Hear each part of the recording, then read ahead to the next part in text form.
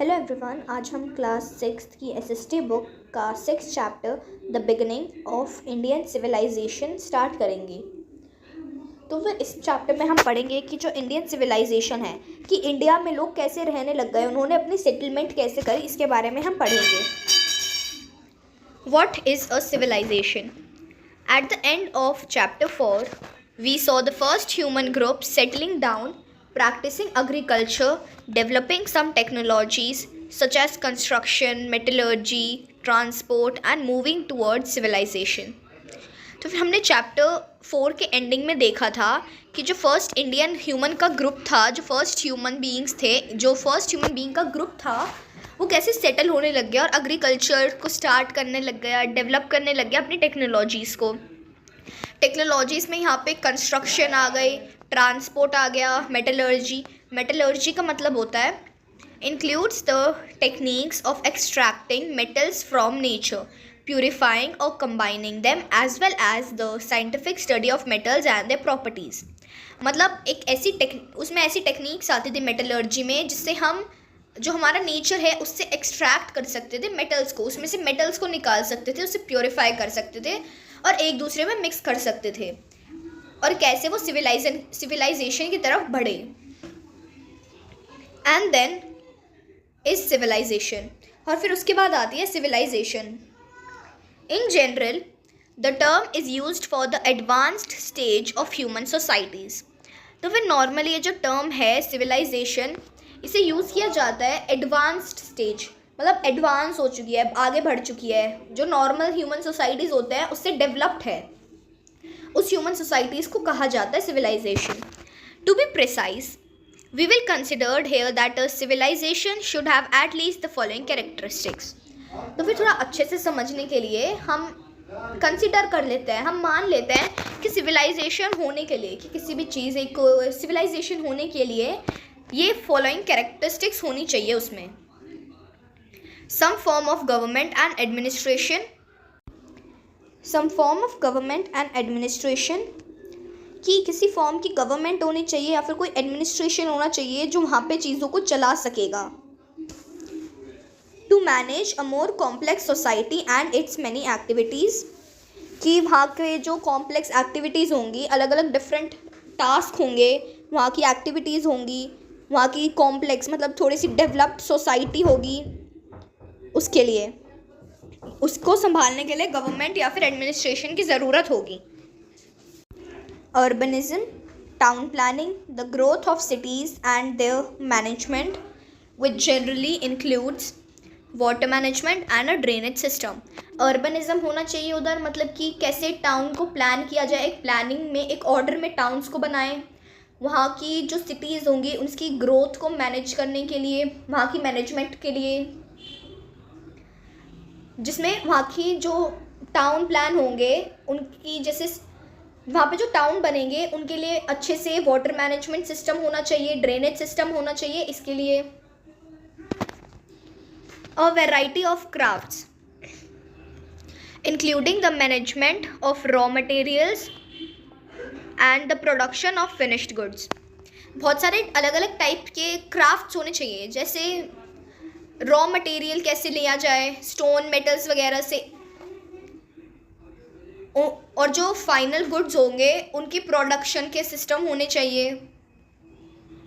Trade both internal and external to exchange all sorts of good, वो जो civilisation है वहाँ का ट्रेड अच्छा होना चाहिए, वो इंटरनल में भी ट्रेड कर सके, कि जो आपकी एक सिविलाइजेशन है उसके अंदर भी एक जगह से दूसरी जगह ट्रेड हो सके, या फिर उससे किसी और जगह भी ट्रेड हो सके आपकी उस सिविलाइजेशन से बाहर।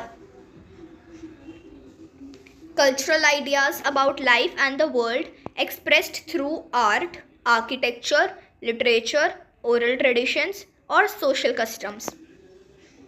कल्चरल आइडियाज़ होने चाहिए, मतलब सबका अलग अलग आइडिया होना चाहिए, उनके कल्चर के हिसाब से आइडिया होना चाहिए उनकी लाइफ का, इस वर्ल्ड के लिए, जिसे वो अपनी आर्ट से, आर्किटेक्चर से, लिटरेचर, ओरल ट्रेडिशन या फिर सोशल कस्टम से एक्सप्रेस कर सकें।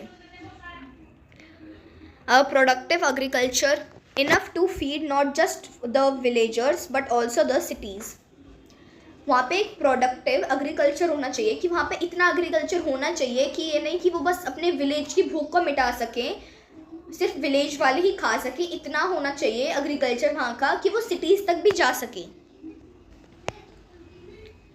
It is easy enough to see that all these characteristics are present in most societies in the world today. ये बहुत ईजी है इन चीज़ों को देखना कि ये कैरेक्टरिस्टिक्स को देख रहे हैं, हम समझ रहे हैं, तो फिर ये सारे जो कैरेक्टरिस्टिक्स हैं ये आजकल मोस्टली सभी सोसाइटीज़ में प्रेजेंट होती है, वर्ल्ड चाहे वो वर्ल्ड का कोई भी पार्ट हो. But when did civilisation begin in the sense we have now defined. पर जो अभी हमने ऊपर पढ़ा कि सिविलाइजेशन ऐसी होनी चाहिए, वो सिविलाइजेशन ये होती है, इसमें ये सब होना चाहिए, पर ये शुरू कब हुई थी, इसकी शुरुआत कब से हुई थी. Civilisation began at different times in different parts of the world. तो फिर जो सिविलाइजेशन है वो अलग अलग जगह पे अलग अलग टाइम पे शुरू हुई, कि जैसे इंडिया में लेट हुई होगी, या फिर किसी और कंट्री में लेट हुई है, कहीं इजिप्ट साइड में पहले हो गई, ऐसे. In the region known as Mesopotamia, modern Iraq and Syria, that happened about 6,000 years ago. तो फिर जो रीजन है मेसोपोटामिया, जो अब के टाइम में मॉडर्न इराक और सीरिया है, तो फिर वहाँ पे सिविलाइजेशन अबाउट 6,000 ईयर्स पहले शुरू हुई थी.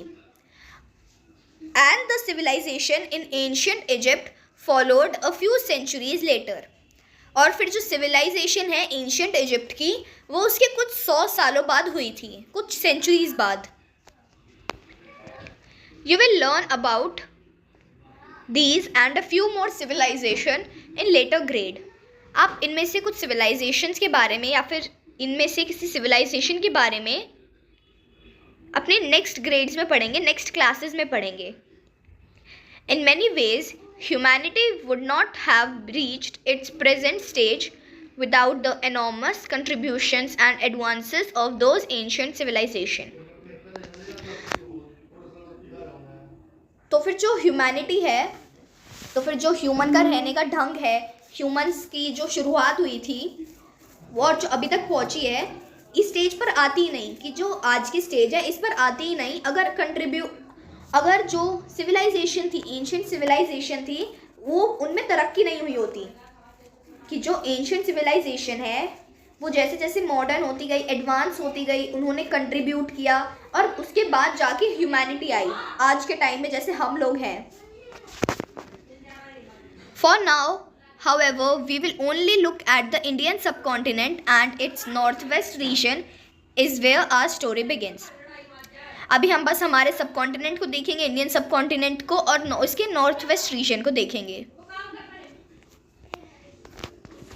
From village to city, the vast plains of the Punjab today divided between India and Pakistan and Sindh are watered by the Indus river and its tributary. तो फिर जो वास्ट प्लेन्स है, बहुत ज़्यादा बड़े प्लेन्स है पंजाब के, जो कि आज इंडिया और पाकिस्तान में डिवाइड हो चुके हैं. कि जो पंजाब है, पंजाब का एक हद तक हिस्सा, पंजाब का मतलब बहुत ज़्यादा हिस्सा पाकिस्तान में जा चुका है. और जो सिंध है, सिंध अब पाकिस्तान में है. ये वो जगह है, ये वो प्लेन्स हैं जिनमें वाटर इंडस रिवर और उसकी ट्राइब्यूटरीज से जाता है. ट्राइब्यूटरी वो छोटे रिवर्स होती हैं जो एक बड़ी रिवर में फ़्लो करती हैं. जैसे एग्जाम्पल के लिए यहाँ पे लिखा हुआ है कि जो यमुना है वो एक ट्राइब्यूटरी है गंगा रिवर की. This made those plains fertile and therefore favourable to agriculture. इसने इन रिवर्स ने, इंडस रिवर और उसकी ट्राइब्यूटरीज ने इन प्लेन्स को फर्टाइल बनाया. फर्टाइल मतलब उपजाऊ बनाया, और फेवरेबल बनाया एग्रीकल्चर के लिए, कि वहाँ पे ऐसी कंडीशंस मिल पाई जिससे एग्रीकल्चर पॉसिबल है. A little further east, a few millenniums ago, another river, the Saraswati, used to flow from the foothills of the Himalayas through Haryana, Punjab, parts of Rajasthan and Gujarat. फिर उसके बाद थोड़ा time बाद, कुछ millenniums बाद, फिर जो river थी सरस्वती वो भी फ्लो करने लगी हिमालयाज़ में, फुटहिल्स ऑफ हिमालयाज़ से, जो हरियाणा, पंजाब, राजस्थान और गुजरात के पार्ट्स में जाती है. और वहाँ को फर्टाइल बनाती है। In this whole region from about 3500 BCE villages grew into towns, and with increasing trade and other exchanges those towns further grew into cities. This transition happened around 2600 BCE. तो फिर ये जो पूरा रीजन है around 3500 BCE से चलता आ रहा है, और जो विलेजेस हैं, विलेजेस धीरे धीरे करके उसमें डेवलपमेंट आई, इससे वो टाउन्स में बदले, वहाँ पे ट्रेड डेवलप हुआ। तो फिर जो विलेजेस हैं, विलेजेस धीरे धीरे टाउन में बदले, फिर जैसे वहाँ का ट्रेड बढ़ता गया, एक्सचेंजेस होते गए कि वहाँ से एक जगह से दूसरी जगह चीज़ें जाने लग गई, तो फिर वो जो टाउन्स बने, फिर वो टाउन्स और डेवलप हुए ट्रेड से, और फिर वो सिटीज़ में बदले। और जो ये ट्रांजिशन हुआ कि जो विलेजेस से टाउन्स, टाउन से सिटीज़, ये अराउंड 2600 BCE पहले हुआ।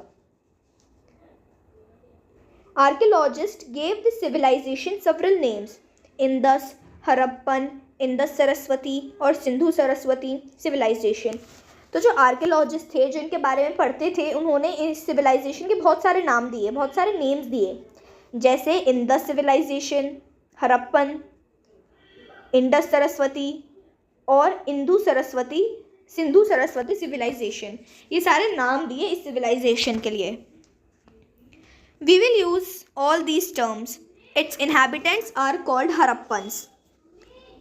तो फिर हम इस सारे वर्ड, इन सारे टर्म्स का यूज़ करेंगे इस सिविलाइजेशन के लिए।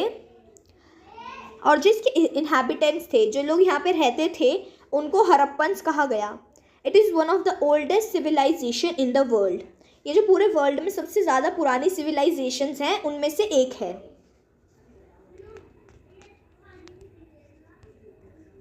This development is also called the first urbanization of India. ये जो डेवलपमेंट है, ये जो सिविलाइजेशन हुई थी, डेवलपमेंट सिविलाइजेशन हुई थी, इसे फर्स्ट अर्बनाइजेशन भी कहा जाता है इंडिया की।